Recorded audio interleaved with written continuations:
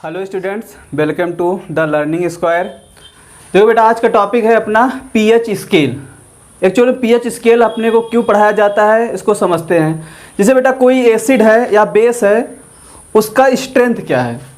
कोई एसिड ज़्यादा एसिडिक है, कम एसिडिक है, कोई बेसिक नेचर में ज़्यादा है या कम है। मतलब स्ट्रेंथ ऑफ द एसिड या बेस को डिफाइन करने के लिए हम लोग पीएच स्केल पढ़ रहे हैं। इससे पहले जो एसिड और बेस को डिफाइन करने का तरीका था वो था लिटमस पेपर, फिनोल्फ्थलीन और मिथाइल ऑरेंज। देखो बेटा, ये सब क्या करते थे, चाहे वो नेफ्थलीन हो, चाहे वो फिनोल्फ्थलीन हो, चाहे वो मिथाइल ऑरेंज हो, चाहे लिटमस पेपर हो, ये लोग क्या बताते थे, केवल एसिडिक या बेसिक नेचर बताते थे। कोई एसिड है तो उसका ये प्रॉपर्टी होगा, कोई बेस है तो ये प्रॉपर्टी होगा, लेकिन कभी ये नहीं बताते हैं कि उसकी एसिडिक स्ट्रेंथ कितनी है, कौन कम एसिडिक है, कौन ज़्यादा एसिडिक है। जैसे अगर हम बात करें लिटमस पेपर H2SO4 को भी क्या बताएगा, एसिड, और एसिटिक एसिड CH3COOH उसको भी क्या बताएगा, एसिड। जबकि H2SO4 एक स्ट्रॉन्ग एसिड है और जबकि CH3COOH एसिटिक एसिड वो ऑर्गेनिक एसिड है, वो क्या है, वीक एसिड। तो लिटमस पेपर यहाँ पर दोनों के एसिड बता रहा है, H2SO4 का भी एसिड बता रहा है और एसिटिक एसिड को भी। मतलब वो स्ट्रेंथ के बारे में नहीं बता रहा है, कौन ज़्यादा मतलब कौन ज़्यादा एसिडिक नेचर शो कर रहा है, कौन कम। मतलब स्ट्रेंथ ऑफ द एसिड के बारे में नहीं बता रहा या स्ट्रेंथ ऑफ द बेस के बारे में नहीं बता रहा। तो इस चीज़ को डिफाइन करने के लिए हम लोग पीएच स्केल पढ़ेंगे। क्या पढ़ेंगे, पीएच स्केल। बात समझ गए ना, पीएच स्केल क्यों पढ़ते हैं, समझ गए ना। अब पीएच स्केल को हम लोग कैसे एक्सप्रेस करेंगे, कैसे डिफाइन किया जाता है, ये तो पता होना चाहिए।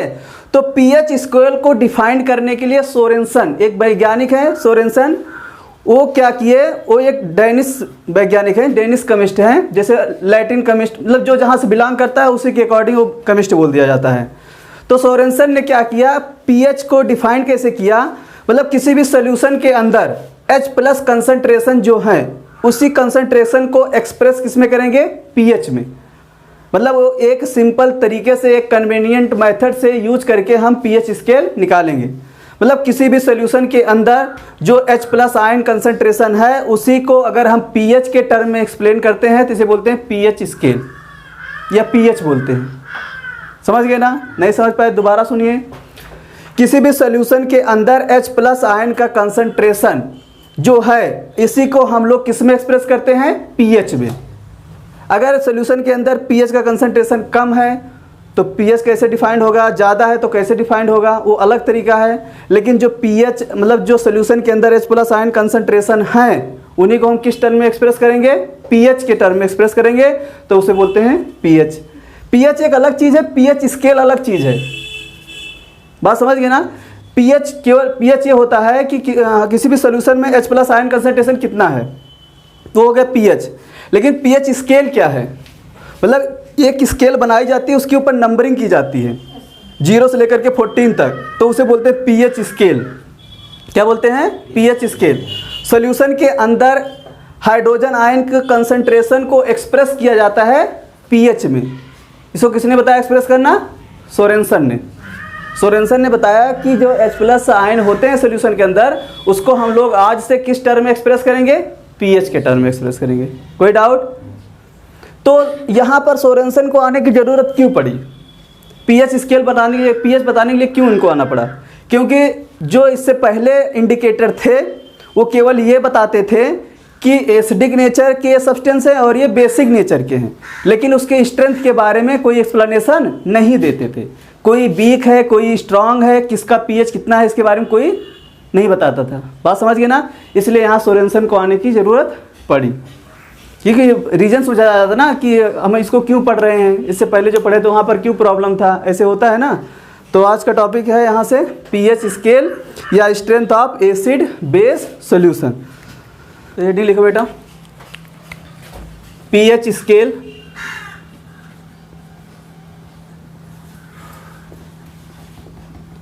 Strength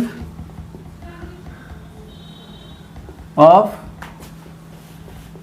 acid and base solution. समझते हैं बेटा पीएच स्केल क्या होता है। सॉल्यूशन के अंदर जो H प्लस आयन कंसंट्रेशन है उसी को हम लोग किस में एक्सप्रेस करते हैं, पीएच में। समझ गए ना बेटा। इसको किसने बताया एक्सप्रेस करना, सोरेनसन ने।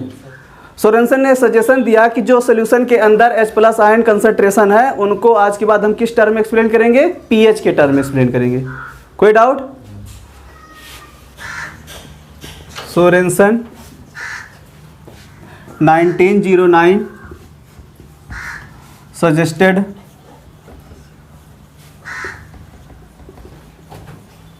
a convenient method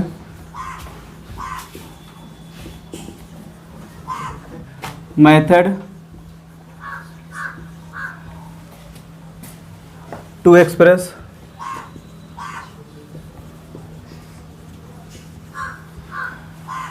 H plus ions concentration in term of pH,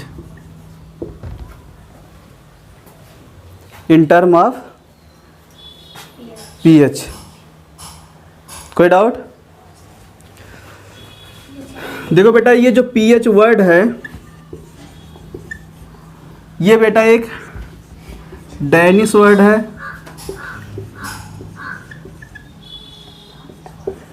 Danish word का मतलब समझ रहे हो, डैनिश वर्ड ये होता बेटा पोटेंज।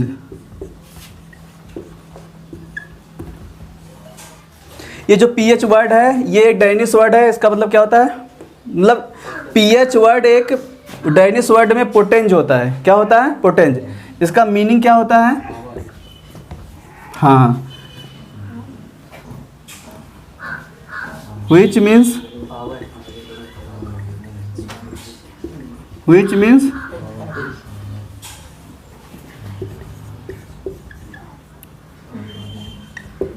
इसका मतलब होता है बेटा पावर। क्या मतलब होता है इसका, पावर। तो पीएच वर्ड जो होता है उसे बोलते हैं पोटेंज और इसका क्या मतलब होता है, पावर। कोई doubt. pH of the solution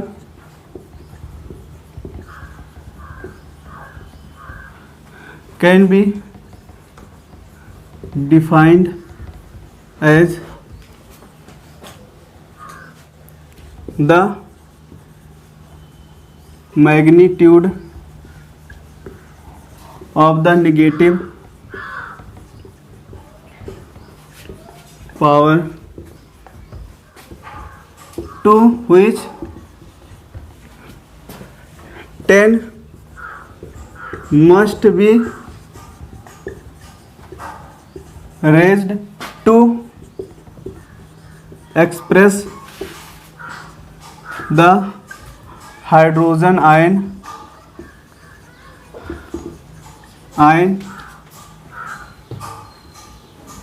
concentration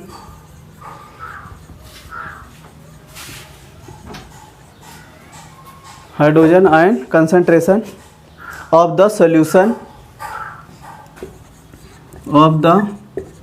solution in मोल पर लीटर। देखो बेटा ध्यान से, जो पीएच डिफाइन करने का तरीका है ये नेगेटिव पावर में होगा। किस में होगा, नेगेटिव पावर में होगा। और वो किससे राइज करेगा, 10 से।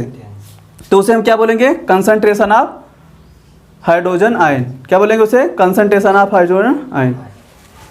देखो बेटा पीएच इक्वल टू होता है minus log H plus concentration. ये एक्चुअल फार्मूला होता है। PH equal to minus log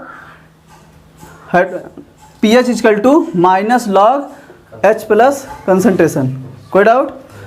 और यही से ये फार्मूला डिराइव किया जाता है, H plus concentration equal to 10 की पावर माइनस pH, 10 की पावर माइनस pH।